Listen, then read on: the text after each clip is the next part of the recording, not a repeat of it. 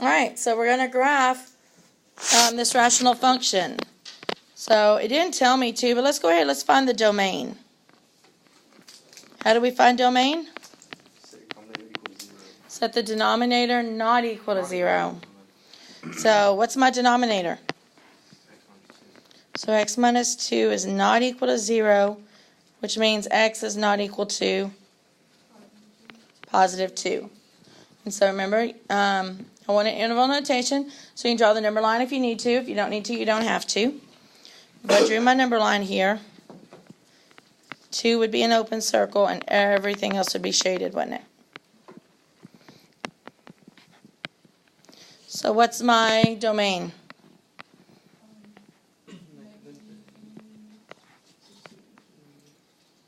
You're right. I'm sorry. I started putting negative there. All right. Negative infinity to 2. Union. Very good. All right. Step 2 is vertical asymptote. How do we find our vertical asymptote?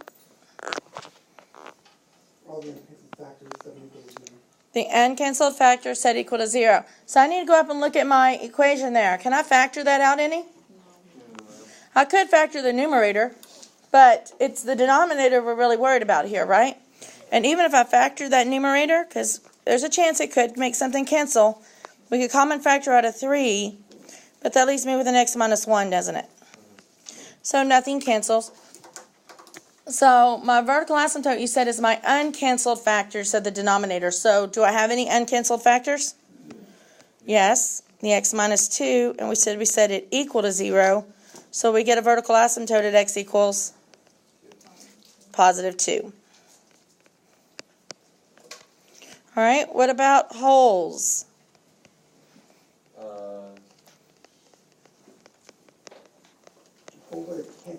Holes are my canceled factors of the denominator. Did anything cancel? No. So there's no holes. So just put none.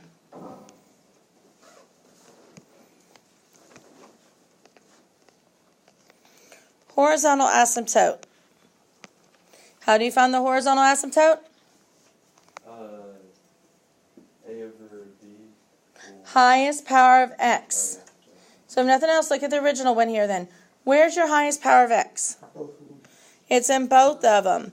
So what do we do if it's in both of them? It's a ratio of their coefficients. There's a 3 over 1. So I'm going to put on here it's both. So remember we use y equals a over b, and in this case it's 3 over 1, which is 3. So we got y equals 3. Guys, remember, asymptotes are equations of lines, so it has to have an x equals or a y equals in front of it. All right, step 5 is a slant asymptote. We don't know anything about that yet, so I'm just going to put, for now, I'm just going to put a dash next to it. Why is the HA both? Okay, hold on a second. All right, step 6. Step 6 is what? X-intercepts? How do we find our x-intercepts? Numerator equal to 0.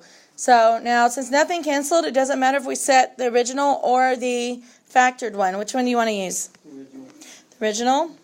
So 3x minus 3 equals 0. Add the 3. So 3x equals 3. Divide by 3, and we get x equals. So we have an x-intercept at 1, 0.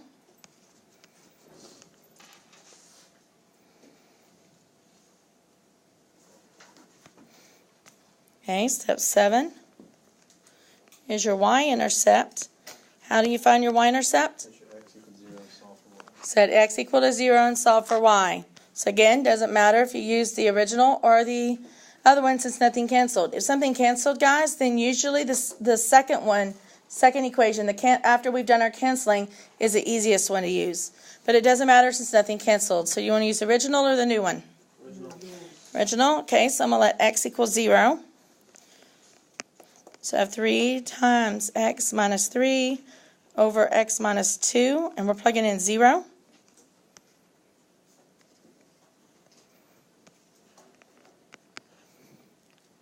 So we get negative 3 over negative 2, which is positive 3 over 2. Guys, always take out those negatives. And notice in general, overall, I mean, a lot of y'all think it's okay to leave it as negative 3 over negative 2. You need to simplify all the way. Okay, so it's positive in the end. So our y-intercept is at 0 and 3/2. All right, step 8 is our table. So I'm going to come up here to do this because I want to make sure I leave enough room for my graph somewhere on here. All right, so remember we said it's going to have an interval.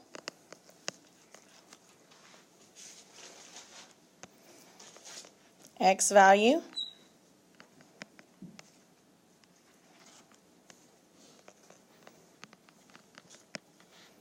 Y value.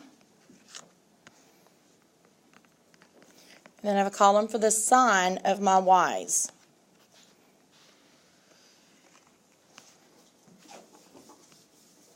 Alright, so intervals are created using those x-intercepts and vertical asymptotes. So my intervals are created by this 2 and, where's my x-intercept? The 1, okay? So, we're going to cover a whole graph. So if I start on that far left, what is that number that's on the far left of my graph? Negative infinity. And it's going to go up to the smallest of my vertical asymptotes and my x-intercepts. Well, all I have is the numbers 2 and 1. Which one's smaller? 1. And then from 1, we're going to the next smallest, which is 2. And from 2, we're going to go to the next smallest, but there's not another one. 2 is the biggest of the vertical asymptotes and the x-intercept, so I'm going to go all the way to infinity. All right, so remember, your intervals are created by your vertical asymptotes and x-intercepts, okay? All right, so once you get your interval set up, I want you to pick an x value that's inside that interval. So I need a number that's between negative infinity and 1. Between negative infinity and 1, not including them. 0.5. No, 1.9. How about 0? Oh. Let's go for an easy whole number, okay, guys? Jeez. All right, now, since she likes decimals, I need a number between 1 and 2. 1.5? Could I use 1.1? 1.9? Anything. As long as it's between 1 and 2. And then I need a number between 2 and positive infinity. Who said 14? Any. All right, so we got our x values. Now, if I know an x value, how do I find a y value? Plug it in. So let's do that. So, for this first x value, we have 0. So to find its y value, we're going to plug in 0. So I'm just going to do this down here, and then I'll have to erase mine to graph it, so you might want to write yours to the side or something. So we got y equals, I'm just going to use the original since nothing canceled out.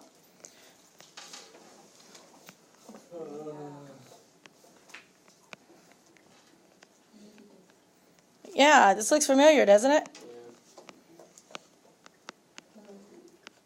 This was my y-intercept, wasn't it? So we got the y value is 3/2. And then just tell me, is that positive or negative? It's positive. Then, to find the y value for 1.5, we're going to plug in 1.5. This is not hard at all. It's really easy. Yeah, this is the first time I actually had first shot. You say that now. Shut up. All right, so let's work this out. Okay, so when we plugged in the 1.5, we got negative 3, which is what? Positive or negative? Negative. And we got to do that last one there, so now plug 3 in for x.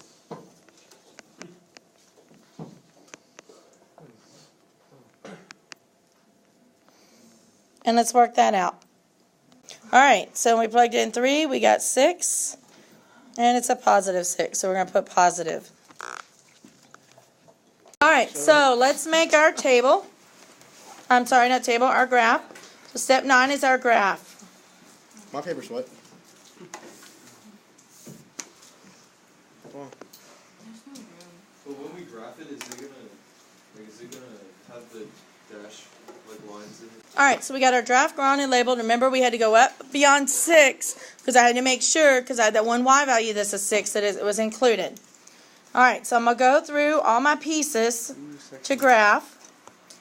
Let's see, domain. We don't graph domain. Vertical asymptote at x equals 2. How do we graph a vertical asymptote?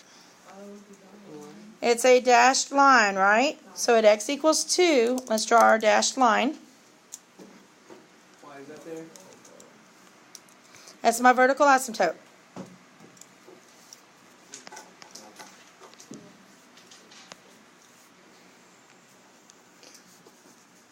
We don't have any holes. We have a horizontal asymptote at y equals 3, so I'm going to draw my horizontal asymptote at y equals 3. Oops, and I missed. I'm going to redo. It's better. Not perfect, but...